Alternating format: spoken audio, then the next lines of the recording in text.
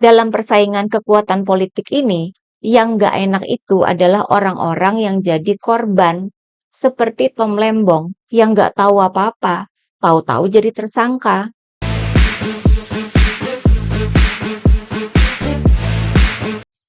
Hai teman-teman, jumpa lagi dengan saya, Nina Nur. Sampai saat ini, publik masih mempertanyakan soal kejanggalan kasus Tom Lembong ya. Bagaimana orang yang belum terbukti mendapatkan keuntungan pribadi atas impor gula itu, kok bisa jadi tersangka kasus korupsi? Padahal kalau kita melihat kasus-kasus korupsi lain, itu kan biasanya karena ada bukti aliran dana. Misalnya di kasus-kasus hasil OTT atau operasi tangkap tangan, atau dalam dugaan maklar kasus di MA oleh Zarof Rikar. Kan di rumahnya ditemukan uang dengan jumlah hampir 1 triliun rupiah, ditambah emas 51 kilogram. Atau kasus Syahrul Yassin Limpo, SYL, mantan Menteri Pertanian. Itu kan dijadikan tersangka karena memang ada bukti aliran dananya. Ada pungutan, ada setoran yang mengalir ke SYL yang digunakan buat kepentingan pribadi dan keluarganya.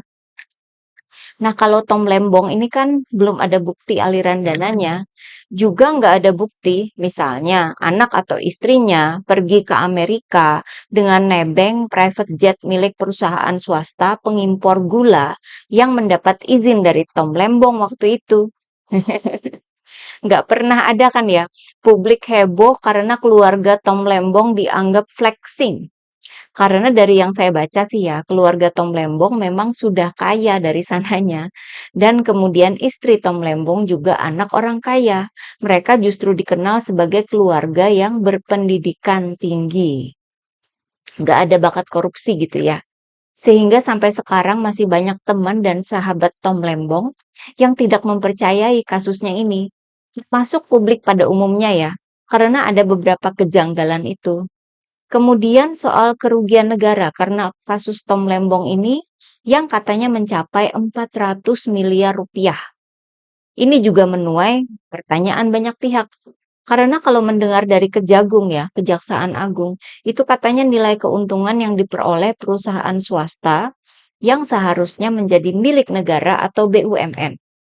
Lalu bahwa tahun 2015 itu gula mengalami surplus. Ini menurut Kejagung ya, sehingga tidak perlu impor. Padahal kalau dari data Badan Pusat Statistik BPS, impor gula pada tahun 2015 mencapai 3,37 juta ton. Kalau dibanding dengan impor gula yang dipermasalahkan dalam kasus Tom Lembong sebesar 105.000 ton, kan itu hanya sekitar 3,1% saja dari total impor gula tahun 2015. Lalu mengapa Kejagung tidak mempermasalahkan impor gula yang 3,2 juta ton lainnya? Makin dilihat makin janggal aja kan ya. Kita bukannya membela ya. Kalau memang Tom Lembong itu terbukti melakukan korupsi, ya silakan diproses. Tapi kan bukti-bukti yang dipaparkan oleh Kejagung justru nggak jelas dan menimbulkan banyak pertanyaan. Mengapa menunggu hingga 10 tahun baru dijadikan tersangka? Masa Pak Jokowi sebagai presiden waktu itu nggak tahu? Pengacara Tom Lembong sendiri sudah menyatakan bahwa impor gula itu sudah dilaporkan ke Menko Perekonomian waktu itu dan Presiden Jokowi. Disebut juga bahwa Tom Lembong waktu itu hanya menjalankan tugasnya sebagai menteri dan tidak mendapatkan keuntungan apapun dari impor gula itu. Kalau sudah gini kan Kejagung kayaknya perlu memanggil Pak Jokowi ini buat jadi saksi, ya nggak sih? Akhirnya penangkapan Tom Lembong ini pun dinilai publik sebagai politisasi. Banyak dugaan berkembang khususnya di media sosial ya. Ada yang menduga bahwa ini adalah pengalihan isu dari kasus dugaan maklar kasus di MA, si Zarof Rikar itu ya. Atau pengalihan isu kasus terkait anak dan menantu Pak Jokowi. Seperti isu gratifikasi jet pribadi dan blok Medan serta Fufu Fafa. Kalau dari Rocky Gerung menduga bahwa Tom Lembong ini menjadi korban balas dendam politik dari Jokowi.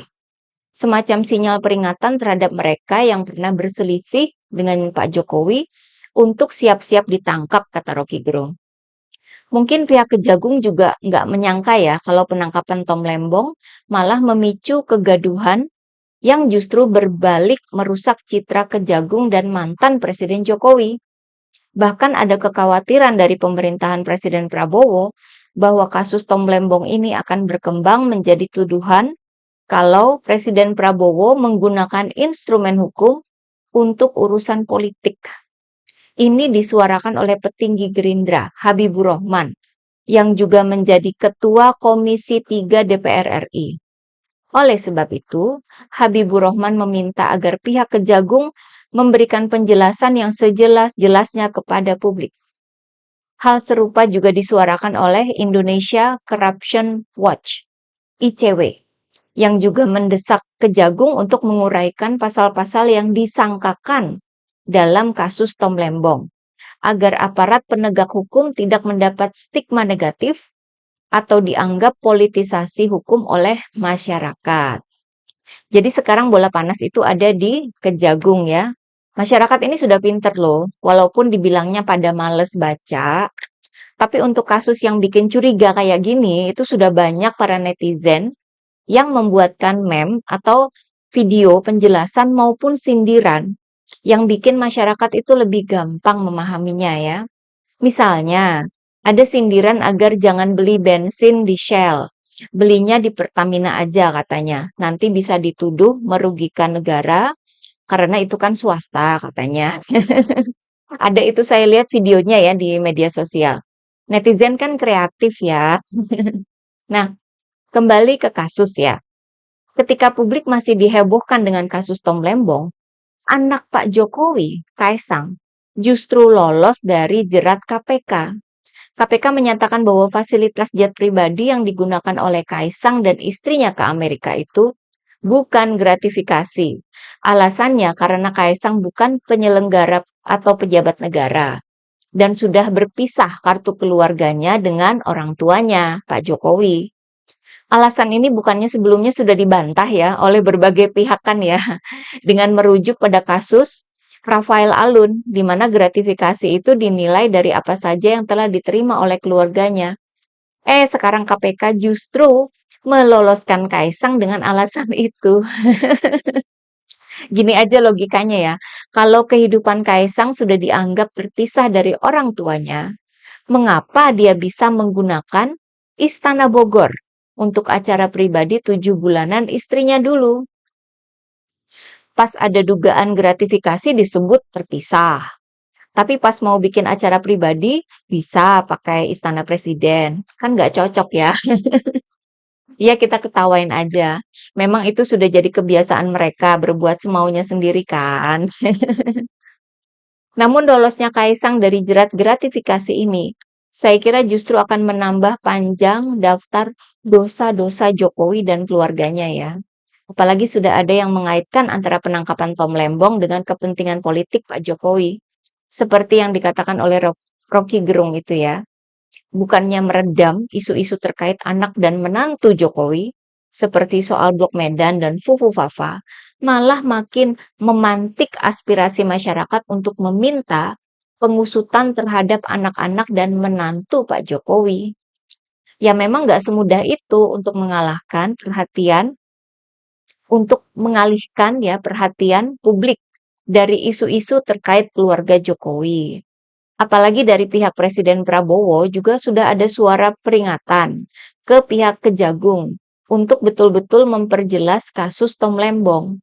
Sehingga sudah ada kesan bahwa pemerintahan Prabowo itu sudah mulai terganggu dengan adanya kasus Tom Lembong ini. Kalau sudah jadi urusan politik, maka bisa saja nanti ada balasan politis. Ya nggak sih? Kalau sudah berada di ranah politik, maka akan jadi arena pertarungan antara kekuatan-kekuatan politik yang ada. Kejagung menangkap Tom Lembong, KPK meloloskan Kaisang. Pihak kepolisian tiba-tiba saja juga bikin gebrakan. Mereka menangkap 11 orang terkait judi online atau judol, di mana 10 dari 11 orang ini merupakan pegawai dan staf ahli Kementerian Komunikasi dan Digital, Komdigi ya. Dulunya kan namanya Kominfo ya. Bukannya memberantas judi online, Mereka ini malah melindungi agar seribuan situs judol itu tidak diblokir. Keuntungan yang mereka peroleh mencapai 8,5 miliar rupiah. Padahal pada bulan September lalu, Kominfo itu gembar-gembor bahwa Budi Ari sejak dilantik jadi menteri sudah memutus akses 3,4 juta konten judi online. Siaran pers resmi dari Kominfo loh itu ya. Bahkan menjelang lengser pada bulan Oktober lalu, media memberitakan betapa gaspolnya Presiden Jokowi dan Budi Ari memberantas judi online. Ternyata di bawah hidungnya sendiri, anak buahnya sendiri malah melindungi situs judol. Memalukan ini sih ya. Yang jadi pertanyaan adalah waktu atau timing penangkapan para tersangka ini ya, yakni ketika Budi Ari sudah tidak lagi jadi Menkominfo dan presidennya juga udah ganti. Seakan Presiden Jokowi waktu itu jadi sama nggak becusnya sama seperti Budi Ari ya. Gampang banget dikibulin sama anak buah sendiri. Menteri yang sekarang, Mutia Hafid, sudah melaporkan kasus ini ke Presiden Prabowo. Menurut Mutia, Pak Prabowo setuju dengan instruksi menteri yang sudah diterbitkan olehnya bahwa meminta seluruh pegawai Kemkomdigi agar membantu menemukan anggota lain yang terlibat judi online. Menurut pihak kepolisian, kasus ini masih dalam proses ya, karena masih ada tersangka lain yang belum ditangkap. Nah, kalau rentetan kasus ini dari Tom Lembong, Kaesang, dan judi online itu semua sudah dipolitisasi, maka saya kira akan ada penangkapan baru setelah ini. Bisa jadi ya, karena penangkapan oknum Komdigi ini kan sedikit banyak menciprati Citra Budi Ari, menteri kesayangan Pak Jokowi kan ya. Kan udah dikasih bintang Mahaputra waktu itu, kesayangan dong. Maka Budi Ari mesti waspada juga ini. Bisa jadi kalau nanti ada orang yang ditomlembongkan. Bisa jadi yang kena kan Budi Ari atau pejabat lain yang merupakan orangnya Pak Jokowi kan. Namanya juga politik, penuh dengan pameran kekuatan. Ketika ada satu pihak yang mulai memamerkan kekuatannya, ya jangan terus menyangka kalau pihak lain tidak berani membalasnya. Harus siap untuk menerima balasan pameran kekuatan dari pihak lain juga. Dalam persaingan kekuatan politik ini, yang nggak enak itu adalah orang-orang yang jadi korban, seperti Tom Lembong yang nggak tahu apa-apa, tahu-tahu jadi tersangka. Maka kita pun jadi bertanya-tanya, siapa selanjutnya? Apakah Budi Ari? Apakah si A atau si B? Ya kita lihat saja perkembangannya ya. Oke, bagaimana pendapat teman-teman? Sekian dulu dari saya. Terima kasih atas perhatiannya. Begitulah kura-kura.